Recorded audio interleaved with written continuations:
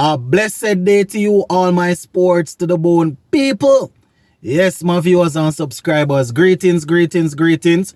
Happy Monday to you all. Hope you guys are up and running. Hope you're all ready to make it a productive week and contribute and change the world in a positive way. Yes, man. All right, so I want to talk to you all a little bit about the Super 50. So the Super 50 is set to start tomorrow, the 17th of October. So I'm going to just spend some time once again and look at the squads. We have gone through the squads individually. So I'm just going to run through all of them here. And I want to talk about something else. I want to talk about the big picture when it comes on to West Indies cricket. Because we are out of the ODI World Cup right now. We're not in the ODI World Cup, right? And the plan is for us to get a good squad together where we can actually qualify for the next one and compete. And based on what is happening in some of these squads that I am seeing, it's the same players that they haven't done well at the international level and they have been doing the same thing at the regional level. A lot of them, my viewers and subscribers, a lot of older players are in the squad. So it just brings me to the point that, you know, it seems as if the youngsters are not really pushing hard, you know, to really get in. Some people will say the teams need to stop selecting the senior players, but what I often tell people is when it comes on to selecting the national squad, you usually have a national trials and you usually have club cricket that goes on. So they are going to invite the guys that are performing well at the club level, and then, you know, the ones that perform well at trials, national trials, they usually get into the national setup. That is how it usually go, right? So sometimes you see some of the same names being recycled, and some might say, why don't they invest in the youngsters? Probably because the youngsters are not you know, performing to outperform the current senior players. And you might look at it and say, listen, you still need to pick the youngsters and work with them to get them to that level. And I understand that, you know, but we have to remember that some of these teams, they want to see players in West Indies team, but a lot of the local governing bodies, they are worried about winning Super 50 and regional titles and them sort of things. So we're going at it. Anyway, make sure to subscribe if you're not subscribed yet. Today. So for reaching the video before I said that, I just remember, subscribe man if you're not subscribed yet, right? So I'm going to go through the squads quickly, and then I will talk a little bit about these squads. So Barbados Pride will be captained by Shea Hope. They have Craig Brathwaite, Shamar Brooks, Ruston Chase, Dominic Drakes, Hakeem Jordan, Javed Leacock, right? Kyle Mayers, Jerry McAllister, Zachary McCaskey, Roshan Primus, Raymond Reefa is also there, Kemar Smith and Jamel Warrican. Guyana Harpy Eagles, they have Tejnaran Shandopal. They have Shandapai Hemraj. They have Tevin Imla, Kemal Savory, Kevlin Anderson, Quintin Sampson. They have Shimran Hetzmaya. They have Shafeen Rutherford, Godikesh Moti, Versame Pramal, who is the captain. They have Niall Smith, Kevin Sinclair, Ransford Beaton, and Romario Shepherd. Going down to Jamaica Scorpion, Jermaine Blackwood, Charik Walton, Sheldon Cottrell, Nicholson Garden, Rovman Powell, Fabian Allen, Andre McCarthy, Dennis Bulai, Javier Royal, Brad Barnes, Shalom Parnell, Odin Smith, Kurt McKenzie. You guys would realize that even somebody like Mansing didn't make this squad. Jaja. Leeward Islands, Alzari Joseph, Rakim Carnwall, Jamar Warrican, Casey Carty, Daniel Durham, Jeremiah Louis, Justin Greaves, Karen Powell, Coffee James, O'Shane Thomas, Joel Andrew, Hayden Wash, Junior Terrence Ward, and Karima Gore. The TNT team, Darren Bravo, Joshua De Silva, Evan Lewis, Tian Webster, Utley is also there, Mohammed, Jason Mohammed, Akil Hussein, Sunil Narayan, Yannick Correa, Jaden Seals, Shannon Gabriel, Terence Hines, Mark Dale, and Kyrie Pierre.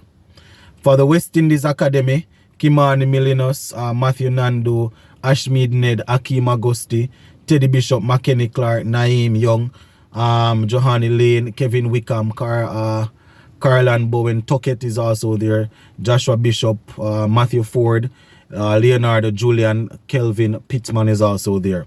Windward Volcano, Andre Fletcher, Alec Arthanes, Sunel Ambers, Johnson Charles, Darren Sirus, Kenneth Dember, Shadrach Discarte, Larry Edward is also in the team, Kevin Hodge, Ryan, John Shimran, Louis Jeremiah, Jeremy Solozano, Tevin Walcott.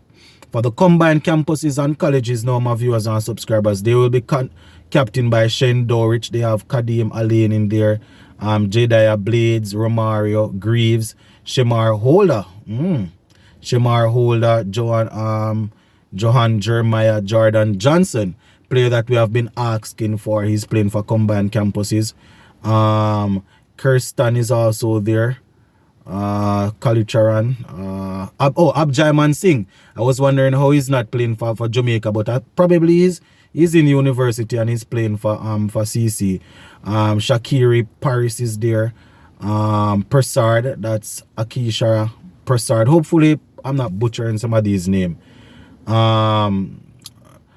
Demario Richard is also there, and Isaiah is also there thrown. You know, we have the final one, Rambaran. Hopefully I'm pronouncing his name correctly. That he's also there.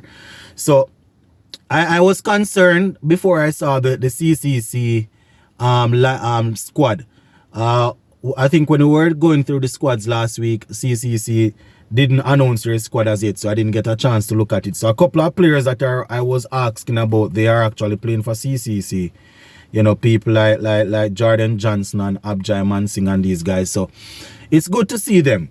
But and then we have the West Indies Academy. So maybe me saying that, maybe when I was saying at the top that the youngsters are not really commanding a spot in the national teams, maybe I am looking at it wrong, because they have the ones that are actually good enough playing for the West Indies Academy, and then the ones that are playing for CCC are also there. But you know, if you look on social media, you see a lot of people saying that, boy, some of these guys need to stop selecting some of these people like Chadwick Walt and Mohammed and these guys. Not to single out anybody, but based on the age, you know, guys that are high in their 30s going up to pretty close to 40s and thing, which is a lot of them, you know. But I still can understand that there is a process to doing it.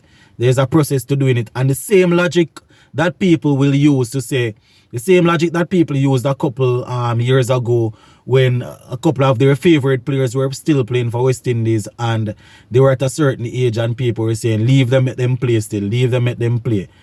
I am bringing the same argument that I brought then. If they are still playing well, then let them play. You understand? Don't select them and pass glory or pass performances. If they can't perform, it don't matter what them do for the team. You understand? Not saying that if a man fail 2 or 3 times, you must dash him away. But if a man consistently failing and the age is not on his side, what you going to keep him up for do? Be the grandfather for the team? So it's the same thing with the national setups, right? The Trinidad, the Guyana, the Leewards, Windward, whichever team it is. You're going to have guys up in the 30s that are still performing well at the national level that might not get up to the West Indies team again. But people go and say, you know, these people can't make West Indies team again. They got their chance, so why still selecting them? Because there is a process. It might sound weird and sound bad and sound foolish, but there is a process to selecting the team. And the process to selecting the national team, you go through the club level, perform at the club level, you get invited to the national trials. You go to the national trials, and you try to make the team from there. I understand that there are going to be a few players, youngsters and senior players, that probably will not perform at the trials and they will still get a slip in because the selectors, you know, believe in them, or the selectors are see something that they want to work with. You know, but generally speaking, that is how you select the team.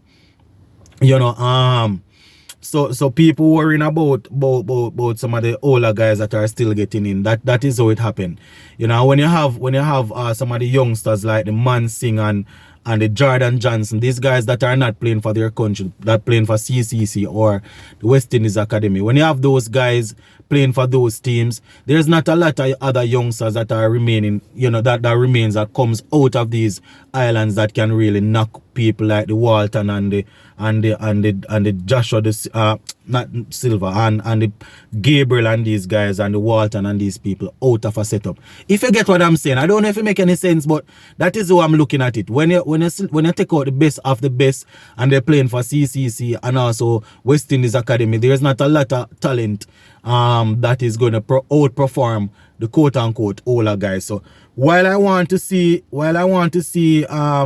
a clear plan as it relates to how we're going get a good squad together going forward to the for the future, I want to see that. I still can understand why some of the guys are still being selected. You know, I just trying to show my 2 cents out there and see if I can balance it. Comment section is open as per usual. You are free to go ahead and let me know what you think, whether I am talking madness or it makes sense. Big up on yourself. I will touch base again later. Zane, bless.